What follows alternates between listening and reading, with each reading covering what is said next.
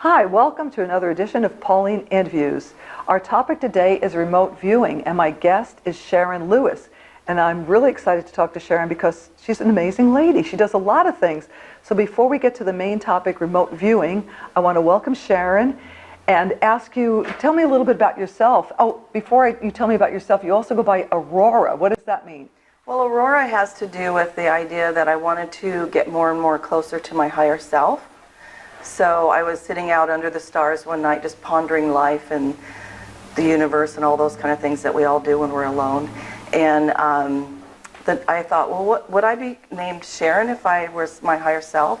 What would it be, or would it be different? And the name AurorA just kind of went into my ear, and I thought, I like the sounds of that, you know, because I like the Aurora Borealis and all those things. So that's how that came about. You know, it's interesting you said that we all sit and ponder. I don't think we all do. Oh. But the reason I brought that up is not to correct you, because that's not a correction. It's just to point out that people like you and my photographer Phil and me and a lot of the people I interview are on a spiritual path. And so what started your spiritual path? Oh my gosh, I think I was on that journey as a child. It's just always been there.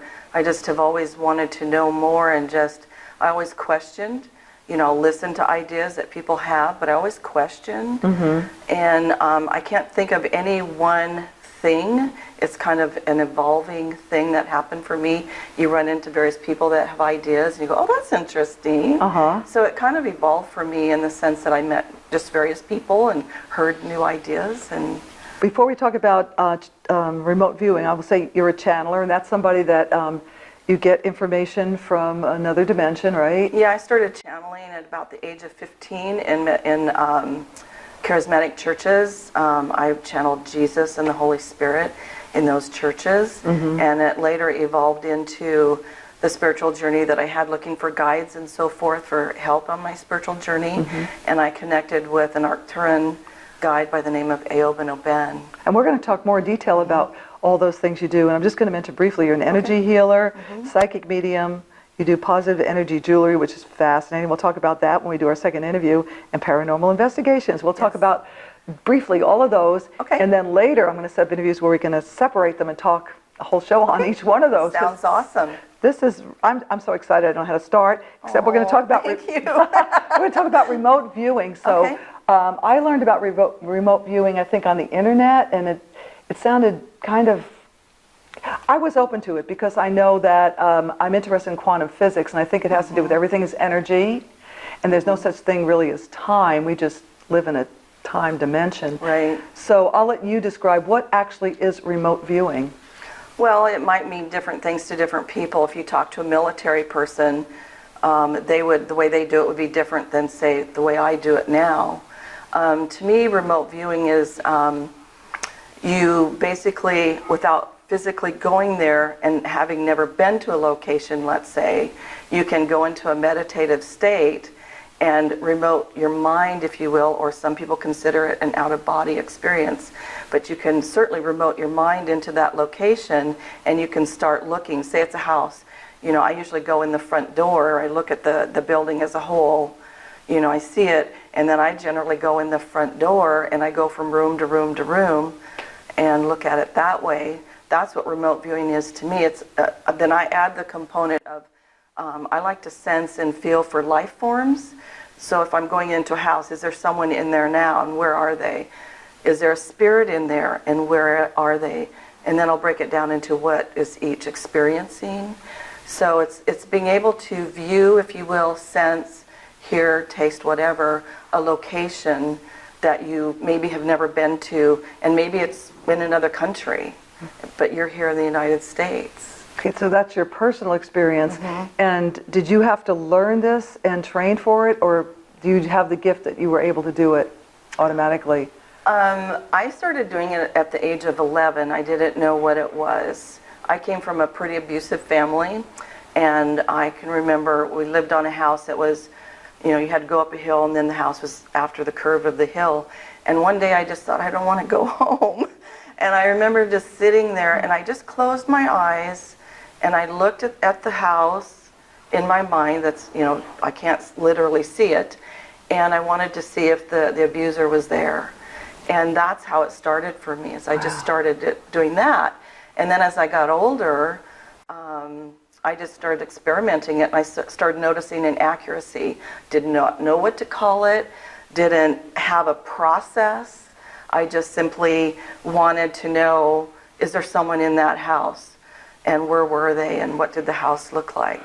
Later, I did take a class on the military way of remote viewing, and I certainly use the remote viewing in the paranormal investigation team when we have clients, whether it be a home or a business or whatever. We'll go back to the military in a minute, but I want to make a comment that you said you came from an abusive home. I've noticed in interviewing people that are working in metaphysical field, a lot of them have come from a sad situation. So I'm trying to make a connection between that and who we really are, the spirit. And the spirit comes down to how do you think that comes about when somebody's in an abusive situation? Do you think the spirit comes to rescue them, or they just, like you said, you just started saying, I don't want to do this, and it just happened to you to see this? Well, for me, if I think back and how it works for me and some of my beliefs that I have now because of what I experienced, I personally think abuse teaches you to go inward. It also teaches you to go maybe out of dimension. For me, that's how I relate to it. So I would go into myself and I'd go somewhere else. You didn't want to be in your physical body. I didn't, well, maybe. I didn't think of it like that. I just didn't want to be where I was. And so I think to me, it's more of a meeting in the middle. I don't feel rescued.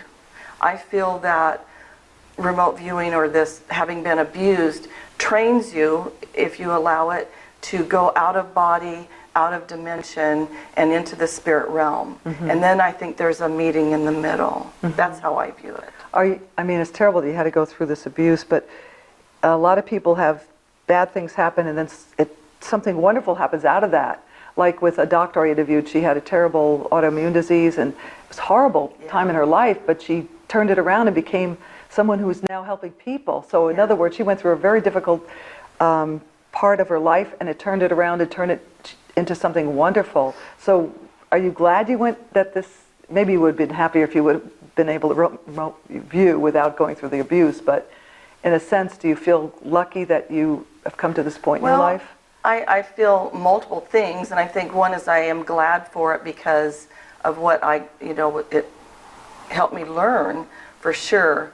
But I would have rather not gone through that. But unfortunately, I think as humans, we do have to, I don't know, go through negative things maybe to get us to change or pay attention or shift ourselves. So, and some people do and some don't. That's true. They don't pay attention. And I don't know what you believe, but I'm open. But through studying metaphysics, sometimes they'll say that before you incarnate in this lifetime, you've made an agreement to do this, this, and this. So it might have been an agreement you had. Could be. I feel like I'm a jump-in. Which is a walk-in? A walk-in. I feel that about myself. I've interviewed walk-ins, but for people that, I know what it is, but I mean, you can be a walk-in several different ways, I think. But could you explain that to people who are watching? They don't know what a walk-in is. My understanding and how I interpret it is, I can remember being a very, very young child, probably 2, 3, whatever the age was, and being very desperate. And I felt this energy. I mean, I can remember it to this day.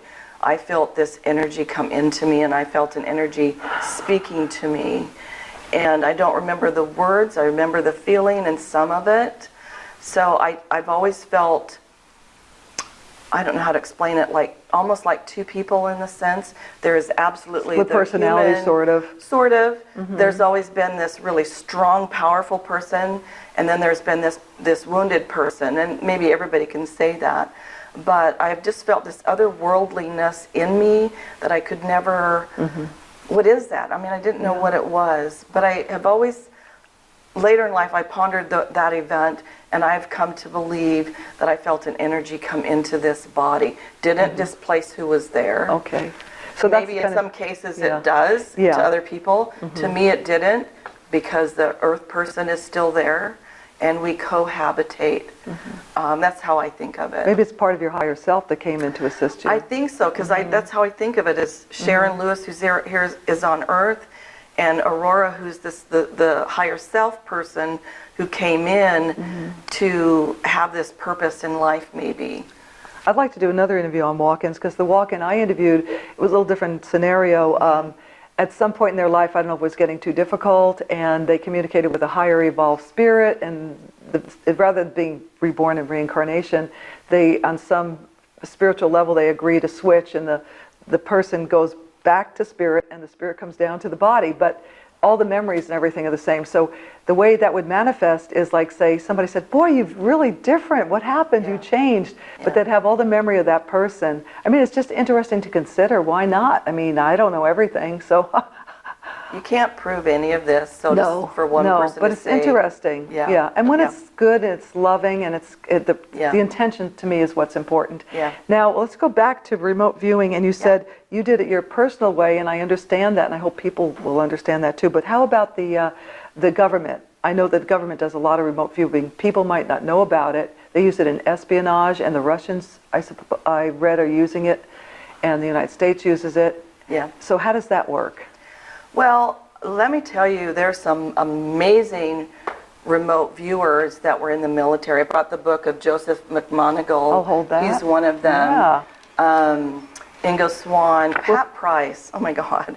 And Hella Hammond, there's a woman. A lot of what he did and the military did, everybody knows it was like in the 70s and 90s. Obviously it happened before. They closed it down in the 90s. I don't think so. I think they're still doing it. They said they closed it down, but... Yeah, oh, right. It was so successful when you really delve into it. It was amazing what they could do. Now, they did start to do some things with remote viewing that wasn't so great, trying to control people with their minds and so forth and cause them That's like the Manchurian Candidate. Yeah. Good movie. Very scary. Where do you think it came from? Oh. Yeah. So Wow. the military is very strict in the way they do it. It has, if you don't document it, you don't get credit for it. But what these people did was absolutely amazing. Not having ever gone to a location, they would go to military locations and so forth. They would sometimes be given coordinates, and maybe sometimes if they're looking for a person, I'm not really sure. But they were so accurate. It was impressive. But unlike you, who I think, you were at a desperate time in your life and you were lucky to have the spiritual help, they have to take classes and they have to train and they have to... I've been doing a little research. Now, one person said it's your conscious mind, but you're focusing, you're getting everything out of the way and just focusing. The other thing I saw said it's your subconscious mind and you get your conscious mind out of the way. Maybe there are several ways to do it. I don't know. Well, they don't know. I mean, how do you know? They don't know. So there is an argument whether it's out of body. Is it out of body? Is it just your mind? Is it your consciousness? Is it your spirit? Even the remote viewers have an argument within themselves with what it really is. So, is it telepathy? Telepathy is very much incorporated within the remote viewer world and how it came about in the studies and so forth. So they don't really know. So they don't necessarily lose people that are metaphysical or psychic. So what that proves too is that with training, anybody can do that. Anybody can take their mind and project it somewhere else and see what's going on. Yeah, and if you read like his book, any of the other books that are out there, they do believe that anybody can do it. That what they have found though, if you have a psychic inclination, that they tend to be better at it. But Hella Hammond, for example, she was brought in as a control just to document because she didn't have any abilities. Well, she ended up being one of their best. What is a control? I've heard of that before. Well, you have to have someone that doesn't have the abilities and doesn't know, say, the location that they're trying to discern, if you want to call it that. And so that you have to have someone document. So they bring in people that have no abilities, no known abilities anyway.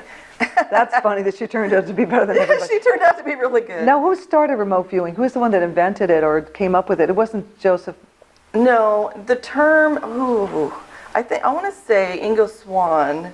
Oh, that sounds familiar. was one of the ones that coined the term. Remote viewing. It's been going, you can go back, I've been reading a couple books, can't remember the author's name, where they did some experiments with it. And they didn't call it remote viewing, but they called it they linked it with telepathy and the paranormal.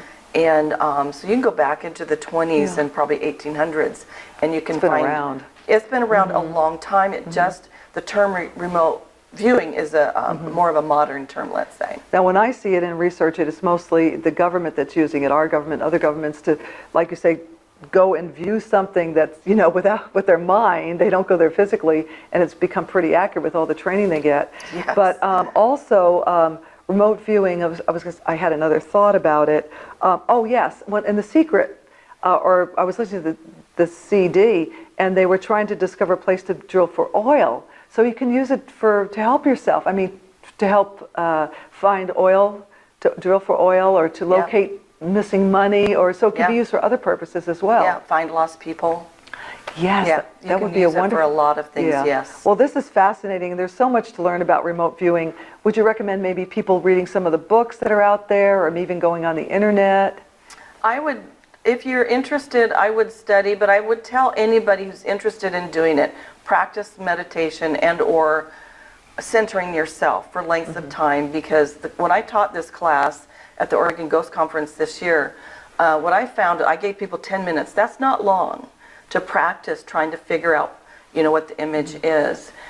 Within 6 minutes, people were just like, oh my God. It was really interesting.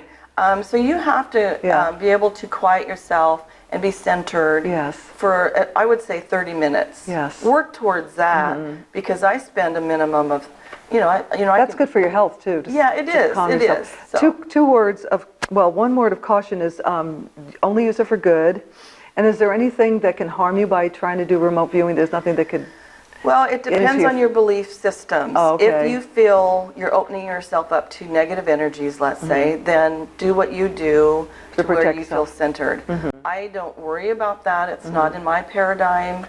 So I feel if you live in a loving space, you know who you are, those kind of things, then I don't worry about it. But if you do, be honest about it and do your protective measures. So it's something you can investigate, but word of caution, be careful. And do it for good, not for anything, you know. I think it would be, you know, if you want to look at karma or what you bring into your life, yes. Ah, yeah. Yeah. I mean, looking for money, that's a good thing. Oh, I don't find anything wrong with that. This has been very interesting. Thank you so much for coming. Thank you. I just thought remote viewing was kind of an interesting topic. We didn't get really into detail, but like Sharon said, there are books out there, and you can find it on the internet. It's a very interesting topic. Thank you for watching Pauline Interviews, and I've got to say a couple things before I go. Number one, I want to thank New Renaissance Bookstore. They're always so kind to let me be here at the event center to do my interviews. It's a great place on Northwest 23rd. Come and see all the wonderful things they have. And also, if you watch Pauline Interviews, please tell your friends about my show if you like it. If you don't worry about it. And also, we're looking for people to subscribe to our show. Then you'll know when the next shows are coming up. We're going to be doing some interesting things in the future. So please keep watching, and thank you for watching this show.